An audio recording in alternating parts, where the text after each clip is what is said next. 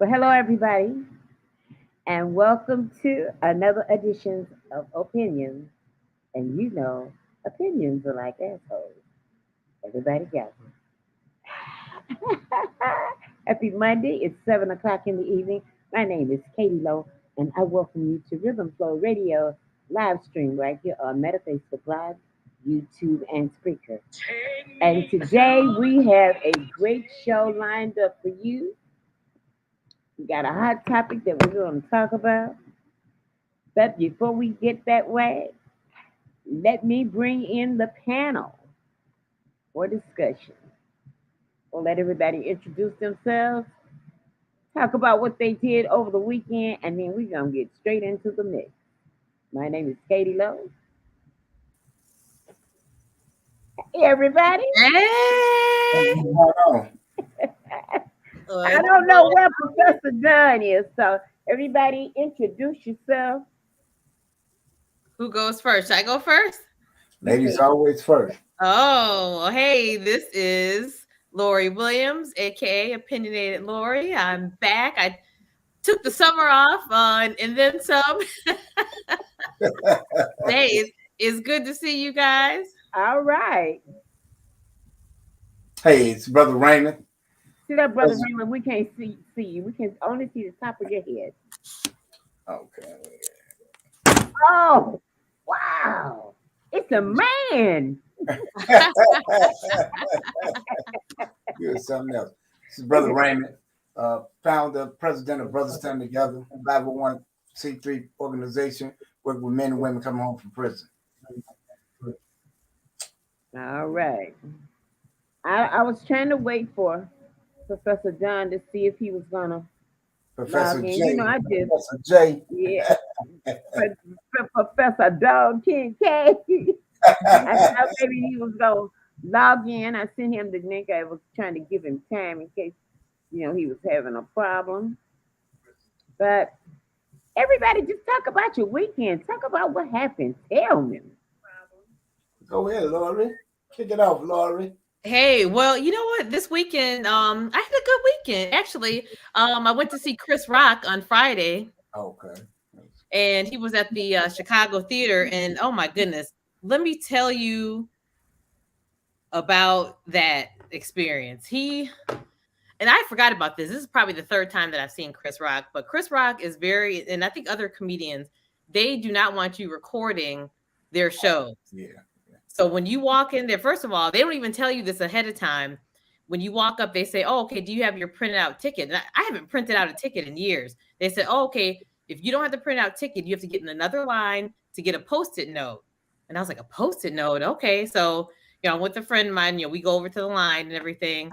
And they said, "Oh, okay, here." You get in the line and they say, "Oh, there's a pouch that you have to put your phone in." And that's when I remembered, oh, he doesn't want people recording. So they write your seat number on this special Post-it.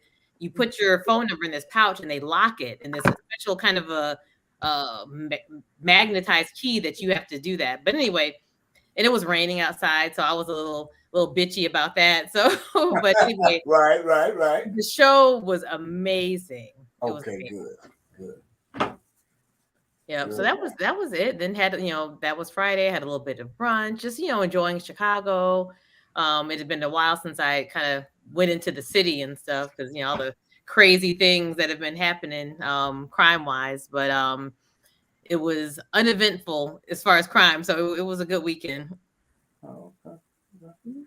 Well, I had a relaxed weekend. I was able to catch up on some sports and some R&R, some good R&R. Okay. Work with the team. We just got email that I just got another contract for the city, so we in. So. Oh, good. And what exactly is that? So we do rehab and remodeling, like in construction. Okay. So we do that. Oh, that's fantastic. And also, Katie, I told you I'm going to launch the speaking engagement in the prisons here in Texas. Okay. So I'll be doing that. Possibly not this week. This is probably next week. So I'll be doing that next week. And so, yeah, I'll be in tune. And so, yeah, that's it.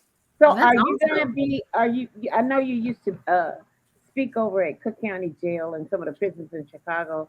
So, are you going to be coming back here?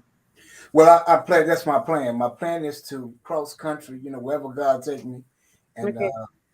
uplift, motivate, and inspire whoever I can. Okay. Oh, Okay. that's beautiful. I had a wonderful weekend. I had the opportunity to get out and hang out with Okay. the Smiley Tillman Band, which I hadn't seen since February of last year at Fat Tuesday. We go out to 115th and Kesley, and Oh, it's called 115th and Bourbon Street. And so they have the Hurricane Gumbo Band and usually Smiley Tillman. They are there for the late show for that Tuesday. And that is a great event. It's like that Tuesday out there, it's like being in New Orleans on the street. Okay, everything is there. They got the beads. They've got the man on the stilts. They got the clown. They got the what the people that do the what you call it when they throw the the things, okay. plates in the air and catch the tumblers. I mean, they just Oh, jugglers or the something. jugglers. Yeah, they just got everything at that Tuesday. So the Smiley Tillman Band, I met them because my neighbor's son, who works for the motion picture industry, they have this real nice block club party.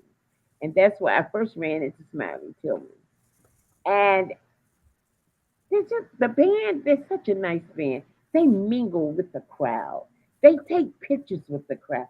They love their environment when they're performing because they so engage with the Wow. audience. They make you So feel like you're really present. it just makes you feel like you're a part of the band. Wow. Okay. That's So awesome. I did that, and we were at Smoke Daddy's up in Wicker Park. And I tell you, we just had it was just really, really nice. I was in at 7. I was Wait, out so at what 7. day was that in Wicker Park? Was that Saturday? That was Saturday. I Saturday. was Okay. out at 7 and in before 10. Okay. I was in Okay. Wicker Park at the Bongo Room, but that was on Sunday. Oh, that was Sunday. Well, Yeah. Sunday, I was right here. But Wow. I just had a great time. And I'm just I just have this new look on life because I'm involved. I've got myself involved in so many things, and I just can't wait for the month of November and December because I'm just gonna be giving in the Wow. name of brothers standing together. I have so much that I will be able to stuff that I would just be able to give away. So people will have to tune into a conversation with Raymond and they will have to tune into opinions because we're gonna give you something. And I don't mean no bubble gum and peanut. Uh-oh. So you're talking about I'm real talking good. about. I'm not gonna. I don't want to. Give the seek. I mean the giving away. But right. these are gonna be actually things that you can use. Okay. Yeah, Okay. pretty nice gifts. I must say They that's pretty nice gifts. they are. In order to get them, you must listen to the show. And Okay. who knows? And when can everyone tune into the shows? They have to tune in to Brothers Standing Together every Friday at 5 right here on Meta Facebook Live, Okay. YouTube, and Spreaker. And they have to listen to opinions every Monday at 7. Okay. Okay. And who Sounds like a knows? deal. Who knows?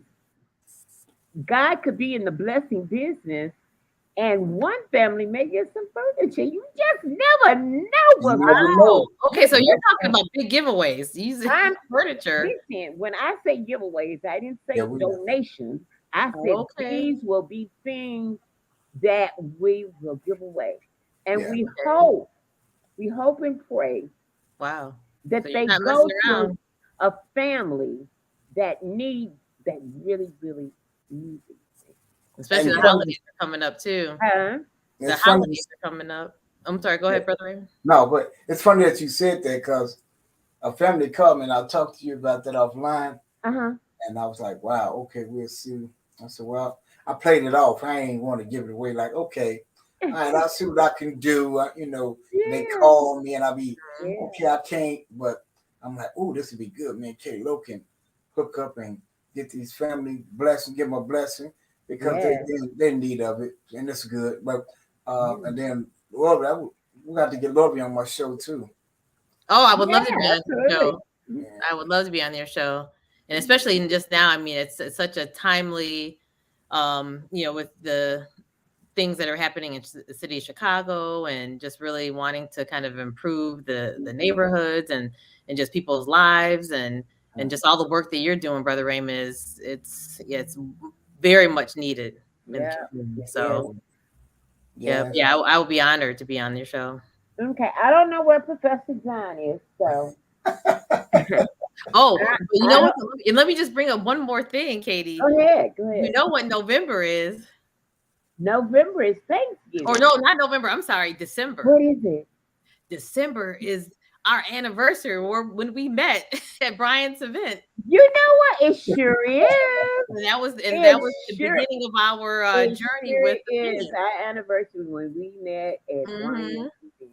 It sure is. Hugo Boss event. That's right. I just did Brian's show. I just got off in the basement. with Yeah, I yeah, was listening. I just got off Mhm. in the basement with Macklemore a few minutes ago. And Yeah. that is correct. That's where I met her. They were doing some kind of employee appreciation. And Okay. Hugo Boss downtown doing Mhm. an employee appreciation, and they actually was giving like a 15 or 20% discount. I tell you, I don't want to get all Hugo's secrets away, but Hugo, I thank you for a great evening. Yes, it was a fantastic evening for sure. We truly Great evening and a great cause. Yeah. yes, it was. It really was. There was nice in it. I mean, this was on State Street. Yep. Yeah. Yep. Okay. Macy's. I mean, Hmm. yeah, in the Macy's building. I mean, it was really nice. You looked around and hey, everybody was up there checking out the show. Man, they were singing Christmas We had great carols. singers, musicians. They had all kind of nice. Listen, they had some of the best doggone cookies. Yep. Oh yeah, the cookies. And I Mhm. couldn't keep my hands off them. They were so good. But anyway, I wanted let me go find the subject that we're gonna talk about. And when I realized this, I was laying in the bed watching TV and it came across the screen. Mm. I was like, this is like unbelievable. And it was all about defunding the police. Hmm. And they were talking about this, and this is a subject that I haven't heard in a long time. But I guess when it's time for election years, Yeah, all this election year. stuff, you know, Exactly. it just comes up out the woodwork, and everybody starts talking about different things. Yep. And That election cycle comes up. huh? I said when that election cycle comes up, all these issues come out of the woodwork. Yeah. And they were talking about, this all was birthed out of the death of George Floyd. Mm. All of this came around during that time. Lives Matters, they jumped out there in full force, during this time. I mean, they were one of the most recognized groups throughout the world. Okay, Yep. because George Floyd's death sent a message around the world about inequality. It went around the world. It just didn't stop with us. It's all over the world. Every nation got involved, Yep. you Absolutely. know? And when that happened, everybody was talking about defund the police, police influence money, defund it. But a lot of people didn't even understand the concept of defunding the police. Yep.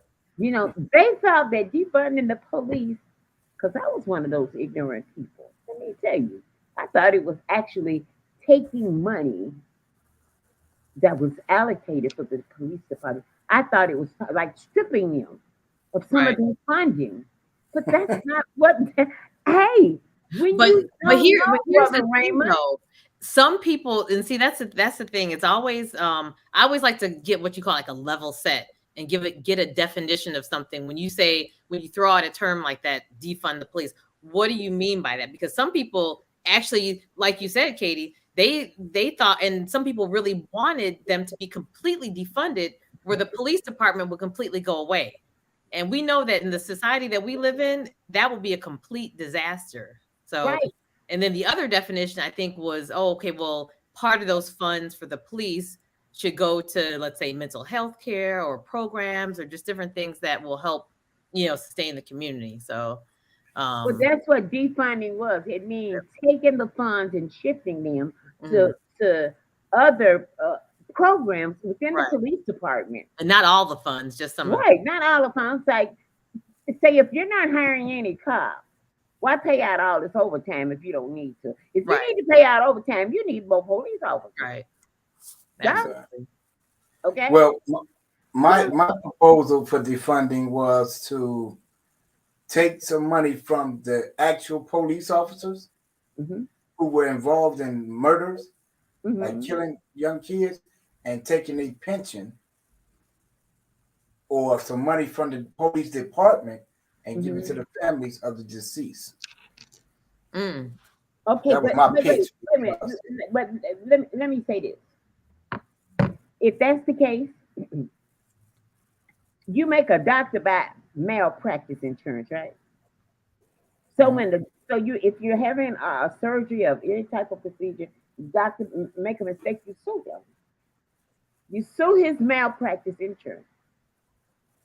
Why not make the police department buy some type of liability insurance or I think that they do though, actually. They do actually have Yeah. one, but they're not using it to because they've been into the police been so many wrongful deaths and shooting of unarmed black boys and girls that Hmm.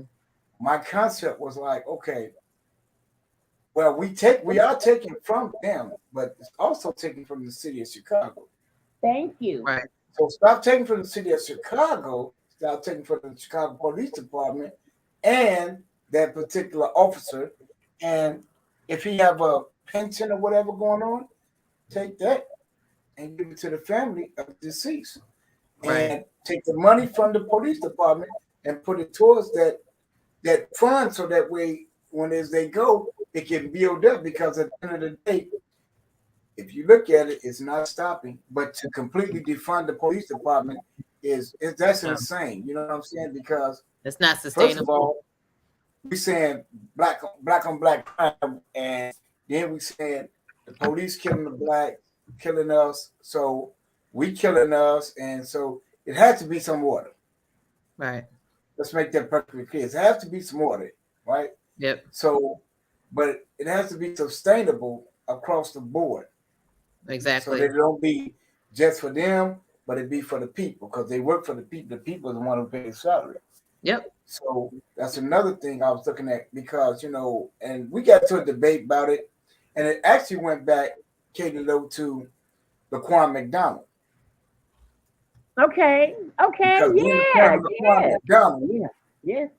and Trayvon Martin, and so in them areas, he was like, man, we need to take some money from these cats. These cats just doing what they want to do, and then they letting civilians kill. And so it was an ongoing battle because this was the atrocity of it. Laquan McDonald get killed, right? Okay. 1 o'clock in the morning, they're knocking on this what they're knocking on the auntie's door, right? Mhm. Okay. Yep. To give her a check that the mayor and the aldermen signed off on, not to publicize the video. So you have to keep in mind of that was just the treachery. I call it treachery because that Yeah. was treachery. But that's Chicago, though. The machine politics. I mean, the people have changed, but the policy, the unofficial policy is it the stayed same. the same. The Al Capone days, but when they did it, so we was like, damn, because all the activists was on call, got a call. Your phone go off. What's going on? Man, you ain't gonna believe what happened with the bandman. Said, what time is it? 1 o'clock in the morning. How in the hell did you muster up a $5.9 million check? Bank is closed at 5 o'clock. Am I correct? Okay. Premeditation, right? Right. I'm saying, like, what? Yeah. So it was a lot of propaganda about that, but at the end of the day, you know, that was wrong. And so, well, look how long they kept Laquan McDonald's video. I mean, but that video, them 16 shots, they were afraid to even show that to the public. Oh yeah, they had to. Didn't somebody have to subpoena the court to get Will Calloway? One of the activist brothers, Will Calloway. He got the lawyer to subpoena it, and because it's public anyway, either way it goes, and people don't know that either. Right. You don't have to have a high-priced lawyer. That is public. You can demand for any video to be released to show to the public, especially when it's some injustice. Mm-hmm. If you feel some type of injustice going on in your city or your community, you have a right. That's one of the rights that we have that we don't exercise. So they figure they don't know what they're talking about. So, and this was so atrocious, they didn't want to put it out there because they figured, man, if they show this right now, this city finna go up in flames. Right. And they was right. They was right. Mm-hmm. But they didn't go as crazy as 2020 though, because the pandemic, that was a whole different story. But the whole thing, but I'm just saying, so when you talk about this police department, you know, then you go to you got to go into the root of it. Mm-hmm. It starts in there, and the racism for the officers themselves, whether you're black, white, Latino, Italian, you know, so that goes with that. But when you talk about defunding, you, like she said, Sister Lowe said, you got to categorize that. What are you talking about? Defunding what? And if you defund it, if you're taking money from here, I'll be right back. Where are you going to put it at? You see what I'm saying, Laura?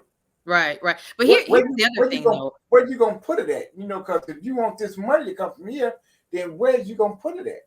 But you know what, though? We have a bigger problem, though, now. And we got to talk about the elephant in the room. And that's the fact of all of the resignations that have happened since 2020. No question.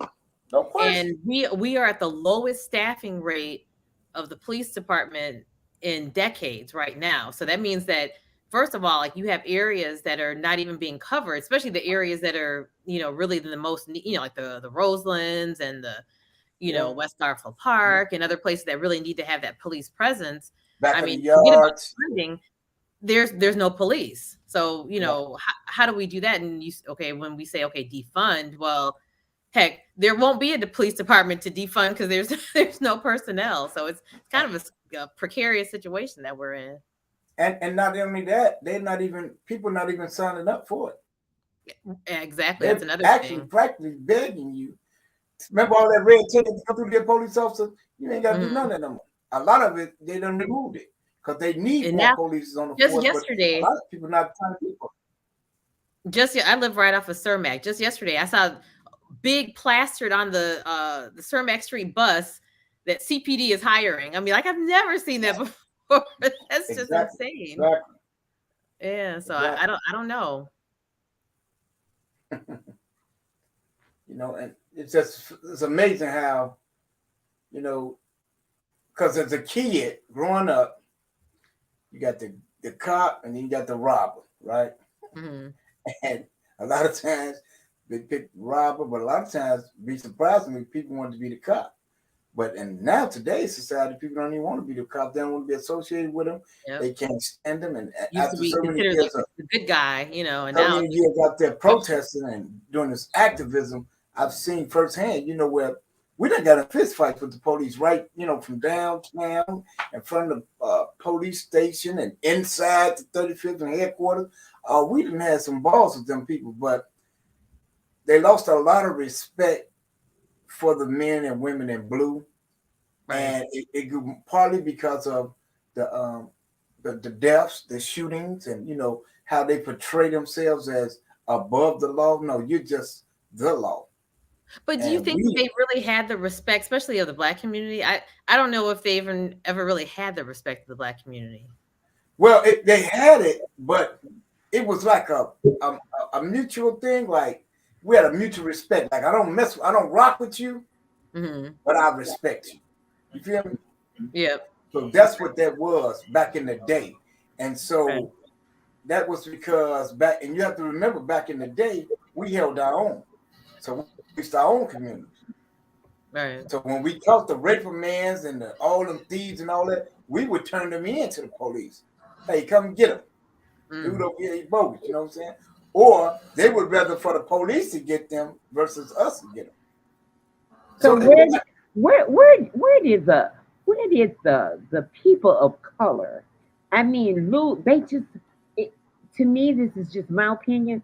It looks like there was a disconnect between public service, the police department, and people of color and communities. Look now, like when you say people of color, are you talking about when I say people, are you talking about Black, Hispanic? I say people of color. Okay. I say that means anything that's other than Anglo-Saxon. Okay.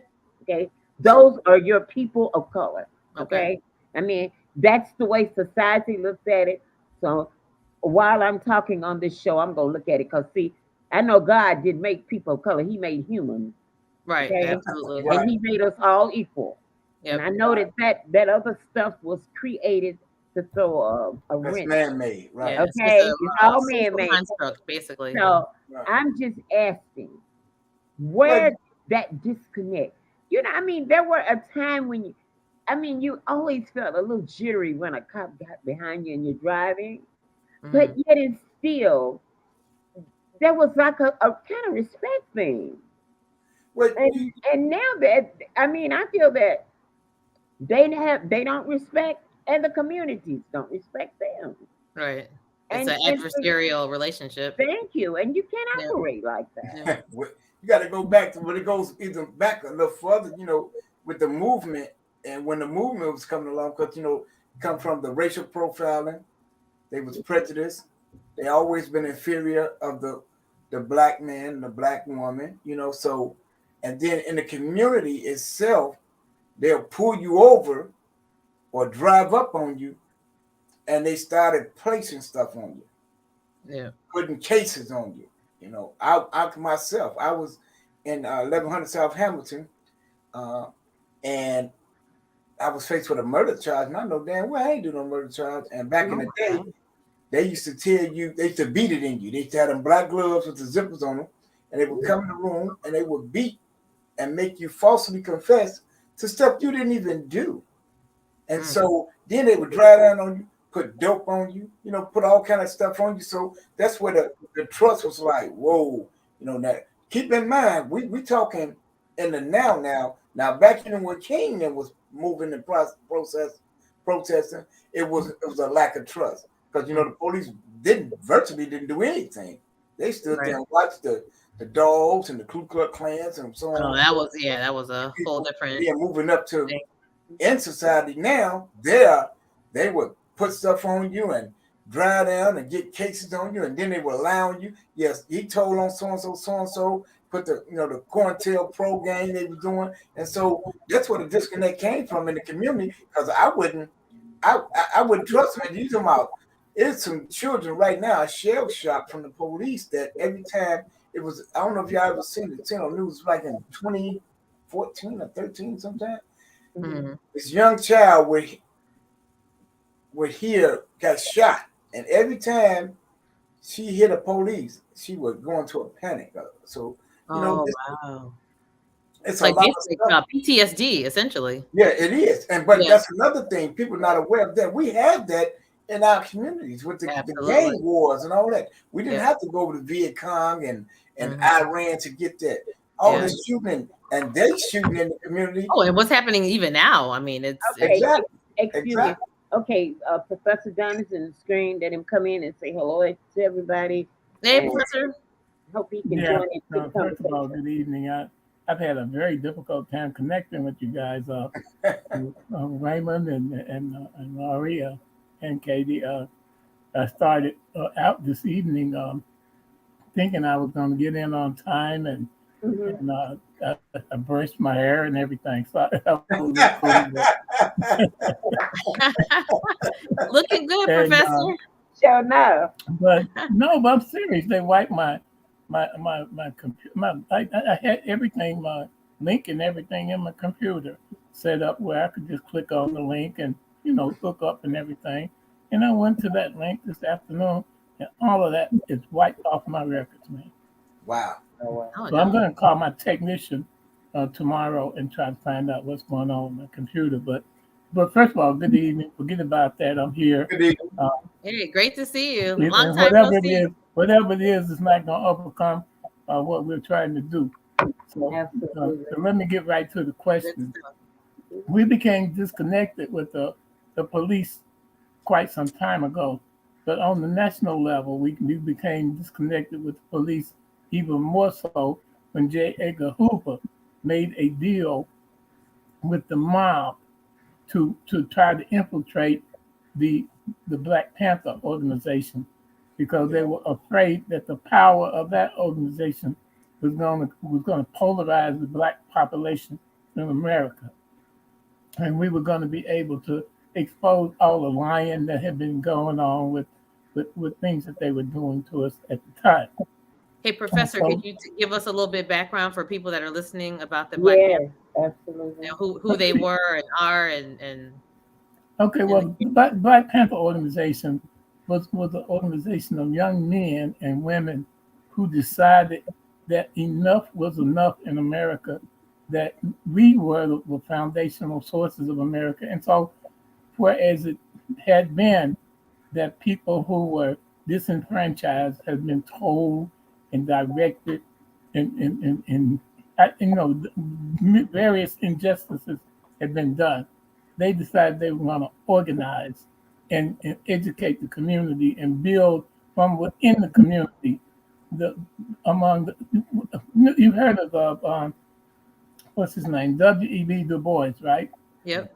Okay, W.E.B. Du Bois said that a talented tenth of American population of black people had to go back and help to elevate our people.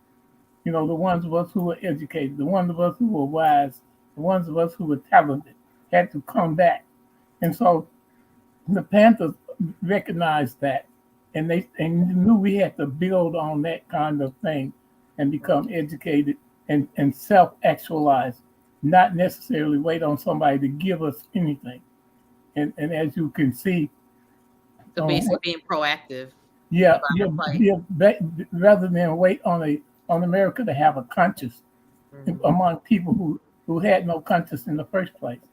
When you talk about the people who came over and colonized America, they had no conscience. They killed and took.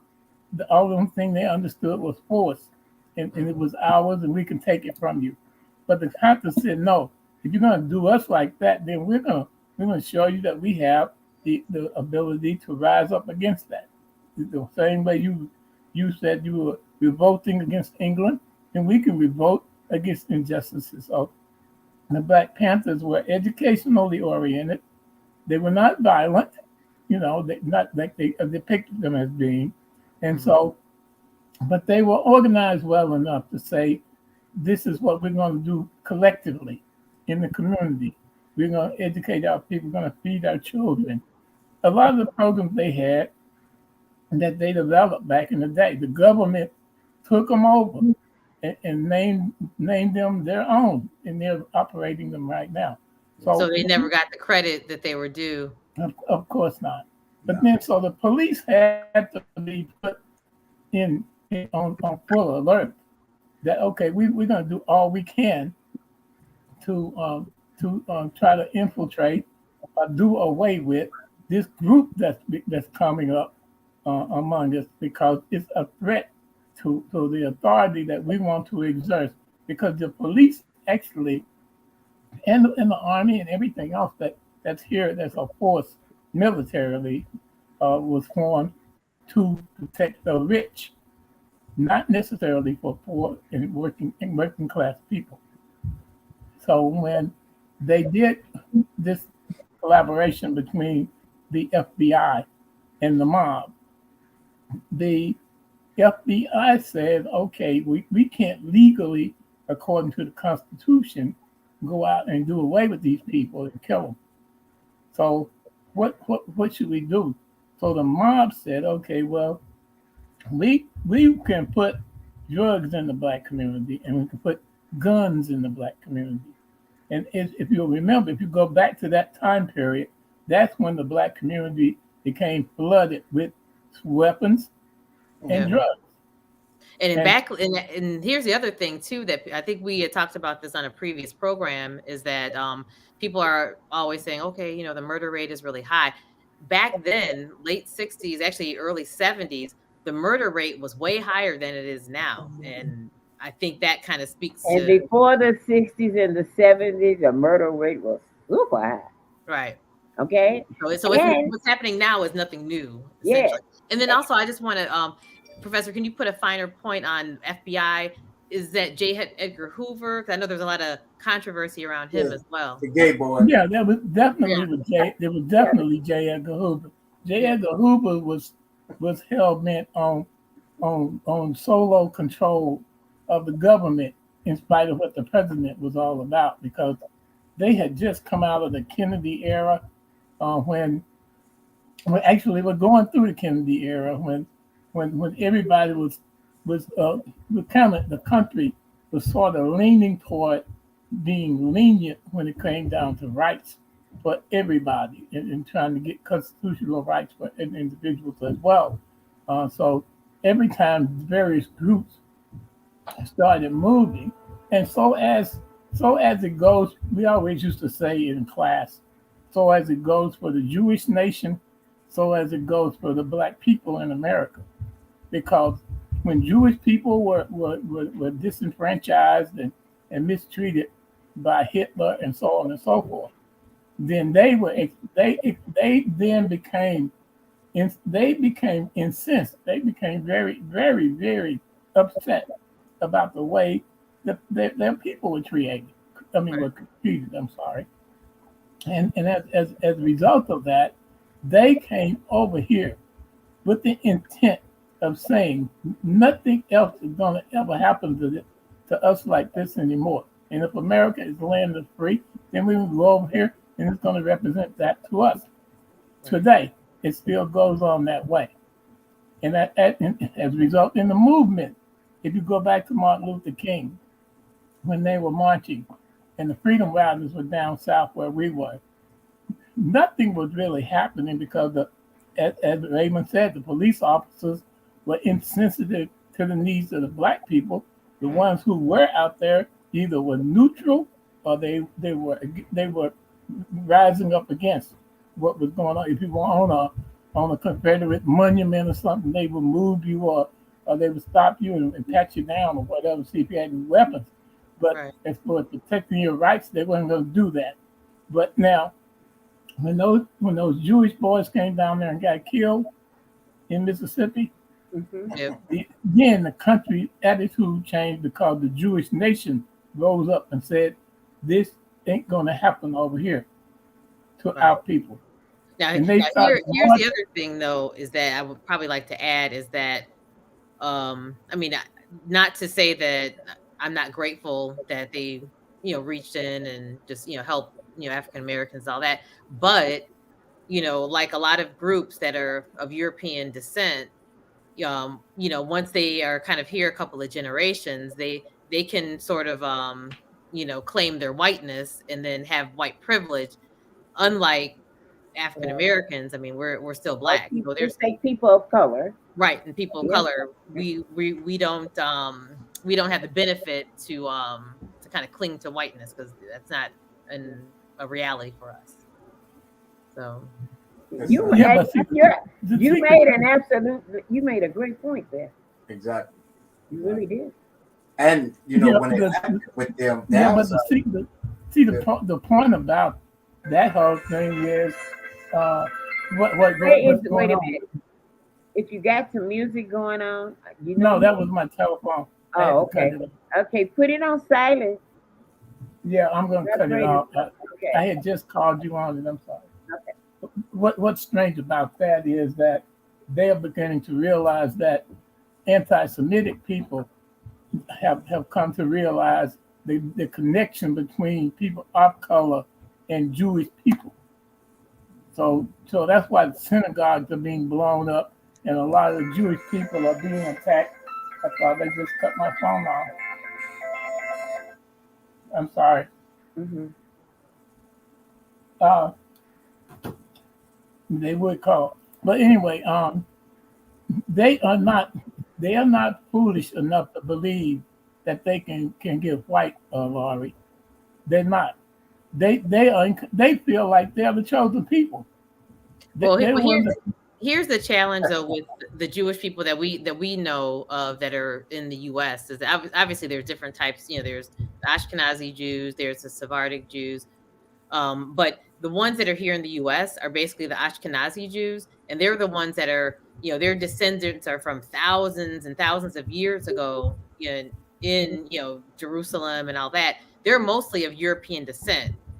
Western European, German, and some Eastern European, Polish, Russian, and all of that. So they have very little, if we want to talk about Semite blood from that area of the world. So it's, I don't know, it's a controversial topic, and it's probably something that deserves its own show in itself because it's deep. But it really does. It has to have its own audience and own discussion day. I simply wanted to draw the distinction and bring it back to the question of where the divide came when it came down to the police and people of color in this country. And of course, unless we trace it back to the origins, then we're simply going to be slapping off the top of the iceberg and not getting to the bottom of the ice. Right. So when it comes, and so when we look at the way things are actually going, the police forces and the military forces are not the same. See, the military is not supposed to be ever violent enough to shoot someone in America. It doesn't have the authority to do that in the Constitution. It's to protect and serve. They swear to do that. The law enforcement officers are supposed to do that as well, but they are not bound by that same constitutional promise. They have the authority to shoot someone. So they're basically above the law, or believe that they're above the law. Right. Well, that's according to the way everybody wanted to be anyway.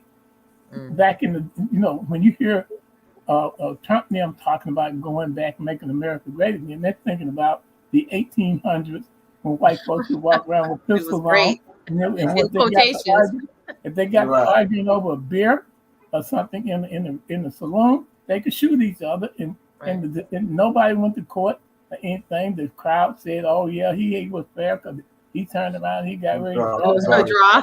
The Wild West. Wait a minute. Excuse me.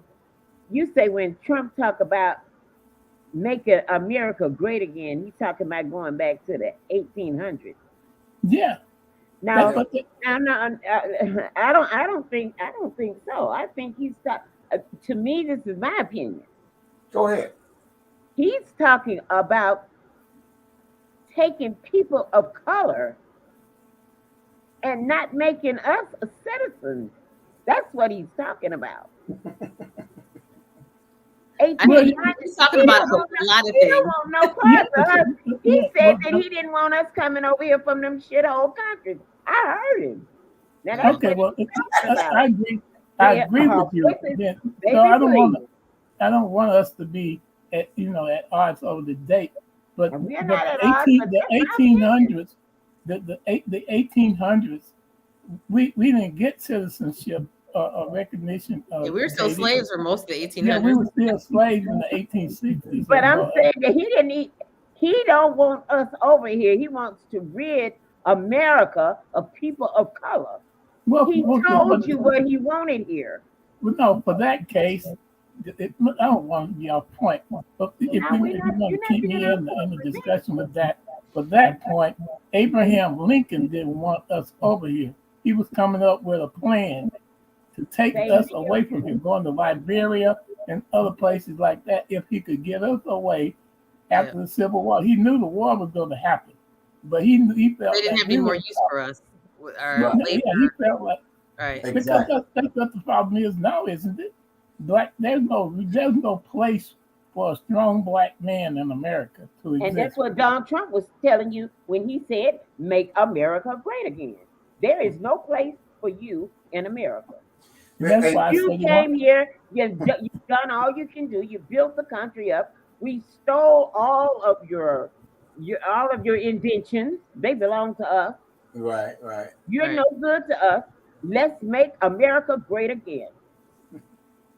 Well, piggyback okay. off what the professor was talking about as far as the 1800s, whereas if you want quick on the draw, and you had the group there, and they say, yeah, well, Raymond drew, but he drew too slow, and so he did draw, so he killed him, so that was justifiable. Right. So that's what they're saying. So now, even from that, translating up to 2020, it's the same way, but it is now with it's on the streets, but it's now with the political parties as far as the police department, where the police they found it no proper cause or justice shooting or rightfully so because for whatever reason it is, but for the degrees of the with the Jews now, the freedom riders rode down there and they did the sit in and they got some news, but when them Jews got killed, they got all the news. And I'm like, Sister Lori, they come from European descent, so they don't have nothing to do with us in no form, shape, form, or fashion. And while they talk about the Holocaust, it can never capture 400 years of slavery and consequently Right. what they did, the treachery they did to our people. And then going Absolutely. forward now, that's why the disconnect was really because you had the officers planting dope on us and putting guns on us and giving us cases and all that. And it messed up the cycle of the household. See, and that's why they talk about the pipeline from school to prison, because Yeah. that comes right in with it. And people not even looking at that because when I grew up in Cabrini. So they said Cabrini Green was the worst community in the world and what the bam, and you're gonna be this, you're gonna be that. So we were characterized even before we knew it. And So you know what the Well, interesting thing about it? I mean, not to get off into Cabrini, but Cabrini wasn't even really the worst project, but it just so happened that they were surrounded by the Gold Coast that it was yeah, on the radar. You know, it was kind of a but we was representation. terrible. But I'm just saying, for Right, them right. But you know, you had specifically like to the other like categorize us keys to and where saying, well, Raymond won't make it out of. That's when they came with the 1 out of 3 children won't make it and all that, right. And then that was the psychological plot that they put on us. And then when they took the dominant males, out of the households. So yeah. See, that was the whole trick. but That that's what I'm was the saying. trick. But that's where it goes. So now the young black boy, he don't have no vision. He don't have no guidance from a strong male, alpha male, to teach him the rights and wrongs of when the police pull you over, when you get in trouble, things of that nature. So he don't have that. So he's out there. So now, and just I'm gonna take me for instance. I'm gonna use me. They picked us up for murder in 1993, I think it was. 93. They took us down there, and they had nothing on us, but they said you was implemented in this shooting because that's your MO. Okay, Oh, wow. my MO. I'm at a party. I'm at a party. They came at a party in the community center party, and took me out of there in front of everybody. Wow. So that shows you where I was, right? Yeah. And took me in there, put me in there in Western Belmont, the terror, them people's ridiculous. And they would handcuff you to the pole and tell you this what happened. We need you to don't sign the confession, man. Sign no confession. Man, sign It the was like confession. basically a forced confession. That's what I'm saying. This is why a lot of people in the city of Chicago and the state of Illinois, is getting released, and they had to spend so much money because they was coercing all of us and making them people sign them confessions, man. And they going down in the penitentiary doing 25 and 30 years before somebody else spoke up and told them. So of course, nobody trusts the police. I'd rather take a chance on the streets than for the police to have my back. And when you look at right now, and I'm black and brown communities, and I'm gonna use Cabrini right now, the little one side of the row house, they got a police at the beginning of it, and they got a police in the end of it, right? And they're still open, right? The row houses. Yeah. But you think that's for protection. But it's protection, but it's not for us. Of course. See where Oak Street at, where the condos at? It's for all the condos around. Absolutely. All the new condos over there on Oak Street. That's what that's for. And then at the end, well, all the new high rise on Chicago Avenue was going up. And the business. I used to actually work at 600 West Chicago Avenue. It used to be the old Montgomery Ward's exactly. The warehouse or whatever. Right. Yeah. Right. And that's so now they transformed them into condominiums. But I'm just saying, that building, half of its condos, half of its businesses, and the business that I worked for, they actually gave them a tax break for 10 years to rent in there, and because it was kind of, I guess, that's the same thing our cities did with those. Well, with those, what's that Whole Food Market? Right, but hold on. Opened up in one more point. Just one more point, Katie. So what I was trying to get to was, they protecting the outside. They're not protecting the inside. Okay. So our people that's living in the inside is every man for themselves. Long as they keep it containing. See, that's called containment. And that's why, because I'm being a community activist. So when stuff happens, I get the call. So when I go and respond, I walk up and I see the police there. Well, I might pull up and like, what happened? We don't know. It just happened so fast. Okay, so then they'll say, no, the police seen it. They seen what happened. They ain't get out the car or nothing. So this is what let me know that they are only there for their retirement pay and to contain that. We can't keep them inside. Right. It's like the crab in the barrel syndrome, but they don't keep them in the inside and you protect the outside. As long as don't come down Chicago Avenue and it don't interfere with Oak Street, then we're good. If they kill themselves, OD, steal, whatever, beat themselves up, that's okay. We're fine with that. Yeah. Because they're numb to Black Death, basically. Exactly. And that's why we don't have no type of relationship with the police. And these all them activist years, we fought with the police so much because we were trying to get them to see. What part of that you don't understand? That man shot that man and he was unarmed. Shot Rakia boy coming home. He wasn't even on work. So they see it, but they didn't see it. And he shot in the crowd. Somebody he thought he seen a gun, and then kind of found out he was intoxicated. So your judgment was impaired. You was off work. You had no business doing none of that. If you felt that way, why you didn't call in? Wow. Well, the question that we used to have when we were growing up was who is going to watch the police. That was our question growing up. Is who. If they're looking out, if they're going to be watching us and have authority over us, who's watching the police? One of my best friends when I was growing up, and I was 15 years old, was lynched and castrated, and we were picked up in a truck, like a bus. Load of us were picked up. We were close to him, and was that in Mississippi, Professor, or here? Yes, and taken down to the office, the police office, and instructed in terms of what we could talk to people about him. And of course, Raymond, I know you're an activist, but I was an idiot when I was growing up because hell, I stayed up all night long trying to figure out how I was gonna fuck somebody up that did me wrong. I had to change. Hey, we say full disclosure, huh? I had full disclosure. And that's the only way you can make it. So we went home after they interrogated us, and I went and got my guys, and we went to the gas station with some gallon plastic jugs and filled them up with gas. Oh, wow. And up there where the white folks used to park at all the time, those guys that killed my friend, we set that whole goddamn area on fire. their cars and everything. Right. I hope the statute of limitations is over for this. I do too. I wouldn't care.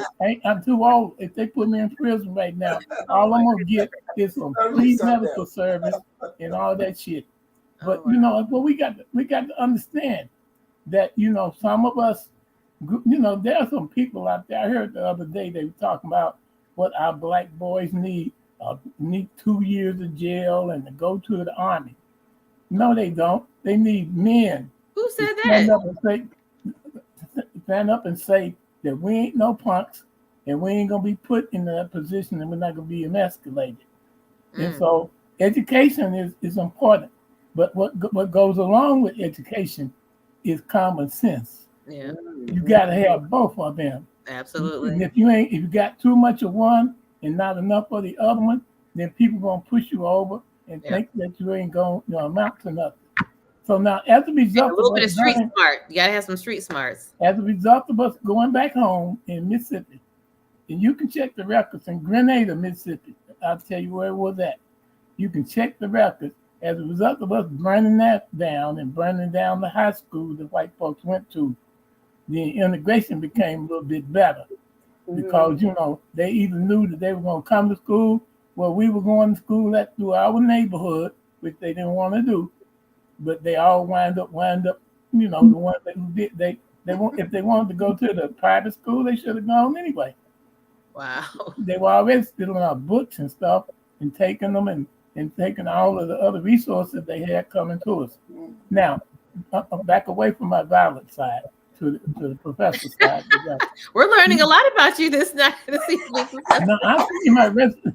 See, look, now you got my good resume when Katie gave me. Right. You got the corporate side. No, you got my academic degrees and accolades and awards and merits. But that was before that guy was made. There was a man when I was 12 years old that walked into the room. His mom wasn't living anymore, and I got to be a grown man then. Mm-hmm. And you grow up then and be grown. You know, there are a lot of brothers out here walking around like that now, and they're not angry with anybody because if they want to be angry with God, they can't reach Him and be mad by taking their mama. Their father, or whoever may be leading in their life. I just got news about one. That's probably somebody called me a while ago about a friend of mine, played music with for years, just passed, and everybody's upset about it. They want him to come home probably. But anyway, to honestly let you know, the infiltration of the police officers occurred deliberately. A lot of people who you see mostly in these big cities, they want black superintendents of police department, right? Right. Look at Chicago. Look at all the places. The big places want black superintendents over the police department. We have David Brown here in Chicago. I mean, how effective has he been, really? I mean, if we're really honest. Not effective because it's just a front. It ain't nothing but a farce. Yeah. It's not the police department that really Head. runs things. It's what's the thing they call it? The FOP. Yeah, the Fraternal Order of Police. Yeah. And how many blacks in John Catanzara is the head. how many blacks? None at all. And so how many black officials do they have in the FOP? You know, one thing that makes me proud about this discussion. Do they have in the FOP? One thing I'm proud about this discussion is Raymond has the kind of background that brothers have to respect because he's been there and he can tell them, you know, how it is on that side and all, and they can't argue with him about that. He's seen it. You got some people that's sitting up, you know, thinking that they talking about stuff they don't even know about in the first place. Mm-hmm. How can the people who we elect represent us properly, and if they never experienced the things that we're talking about? Yep. And of course, when it comes down to it, they get shocked because the police might come to them. Look at the guy that was out there watering the woman's flowers and stuff. Pastor. You know, question, tell me how many black It's zero. Zero. Zero. That's what controls the police for FOP. Yeah. And it doesn't help the fact that this John Catanzara is a Trump supporter and a racist. Right. Well, see, Trump is So- smart Okay, enough. we got 5 minutes. We got to wrap Okay, it up. well, let me tell you this.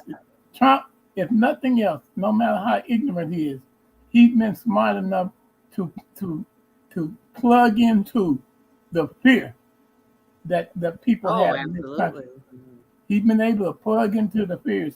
He knows that the biggest fear that the people who have been in control of this country, who have benefited from what we've been talking about this whole program, the biggest fear is that the Bible says that the last shall be first. And the first shall be last. And they know that that's going to happen. That's happening now. That no matter what they do, that's going to happen. So they are trying to find ways to keep it from happening. And if it happens, we want to be off the earth in the space somewhere when they finally take over. But it's I mean, things are already, I mean, you just look at the population. I know we have to we're gonna end. I'm gonna ask this last question. We can already see that the population has shifted, and people are feeling, especially, a lot of the Caucasians are feeling that they're losing the country. I mean, you have, Hispanics are the largest minority now, and then followed by African Americans, and then the numbers of Asians are. So it's there's a fight for control over this country. So, and that's and you're exactly right, Professor. He tapped into that fear of losing the country, so to speak. Okay, this is my question. I'm gonna ask as we're getting ready to just bad off of here. They did not defund the police. The police department. They all get most of them. They got increased, but we got more crime. Why? And we have less police officers on the streets. Okay. So are you saying that they didn't take the money that they got and didn't do the right things with it? The money that they got, because some of them got as much as 40%, 46% increases. So why is there more crime?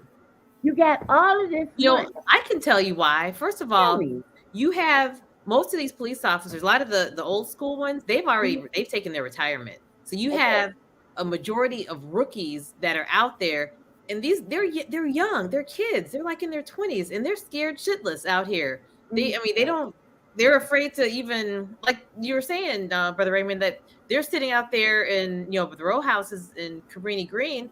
A lot of them are probably just scared. They don't even want to get out of their car. And I've seen all these different videos, like where the police they're trying to arrest people, and the people in the neighborhood are intimidating them. It's because they're rookies. They don't know how to deal with that. So it's like you have these really corrupt people that are finally retiring. Then you have these, fresh-eyed, fresh recruits that don't know how to handle the crime. So it's like we've gone from one extreme to the other, and that is a recipe for disaster, the nightmare that we're experiencing right now. Okay. So we come from a set up group of cops to a lack of teaching, because them new cops they ain't taught. They don't know how to de-escalate the situation. No. If anything Absolutely not. They already taught shoot first and ask questions later. So Absolutely. And then you gotta look at where they're coming from, Katie Lowe. A lot of them coming from the army. So they kept just doing deployed from Iraq and Afghanistan or wherever, and they come in, and then they coming in systematically from the buddy system, the good old boys. Hey man, we're gonna get you on the force. We think that he's good. You owe us, do this favor, do this solid for me. And so now he's on there. Now he has no proper training or anything. It's just sticking him out there. Because policing is way different than military. Right. And no, not different from military, babe. Let me tell you what happened. My brother spent. Wait. No, we're gonna answer this question because. So that's it. Yeah, I'm gonna answer the question. Because answer the question. That's where it's coming from. So let him finish. Let me answer the question with the example. When you look at that, and that's where you see the disconnect there, right there, Kalo. That while they get increased, the teaching has decreased. Okay. So that was the fight with the activists was saying they need to teach them how to diffuse situations, because that's why all the shooting going on, because they're not properly taught. Okay. Go Okay, ahead. I agree with that. Yeah. And the point I was trying to make is that when people came home from the Vietnam War, they were supposed to be whatever they called it when they bring them back and they keep it and they bring them out of the frame of mind they're in. But if you take people who've been trained how to shoot Try and to fully kill, integrate them into the system. yeah, and you try to integrate them into our society, and they've been taught to shoot and kill, and that's what that they have been sensitized, and their minds have been trained toward doing for years and years. And you bring them and put them in the police force, then you're militarizing the police force actually more and more, Yeah. and desensitizing them to compassionate being compassionate persons or whatever. And so unless you can't fund the way out of that. You can't put money in there and solve that kind of thing when they deliberately choose these kinds of people. Right. And then you got racial issues that are in the minds of the people as well, and of course, like the infiltration of the Proud Boys and the Oath Keepers and all those other kind of people who are members of the police forces as well. Yeah, there was an article recently that they agreed to not. They were going to fire one of these. I think it was an Oath Keeper on CPD, and they took it to court. And I guess the guy's he's still on the force, which to me is outrageous. Yeah. Of course, it's outrageous when they are bent on overthrowing the country. Yeah. How in the world are And he they keeps going his to job. not want to? Yeah, why should they be able, when they are sworn to protect and serve and uphold the Constitution? How can they do that? Right. They can't. Because that's their constitution, and they can change it whenever they want to.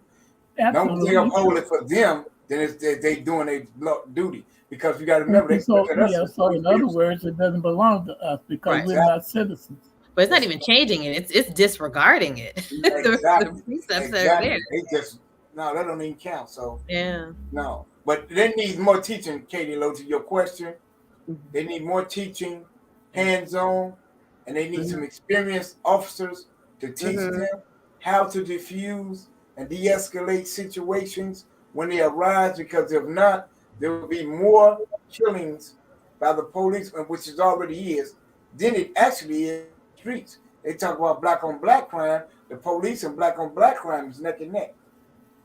Yeah. Well, I think that we need more community-minded individuals who will step forth and try to come together more in order to be able to identify, to our kids, because a lot of the stuff that we're talking about can actually be checked in some sort at home before our kids get out and start being exposed to it.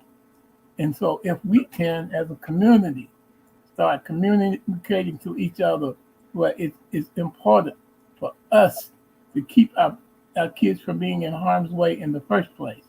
That is right. That's why your work is so important, Brother Raymond and Brother Standing Together. That's Right, the prototype of what needs to happen all over. Teaching. It's a But teaching. you look at it, It's what Professor. his organization is a teaching organization Yeah. for Absolutely. young brothers, men and women and children. Yeah. But here's the disconnect. Here's the disconnect, guys.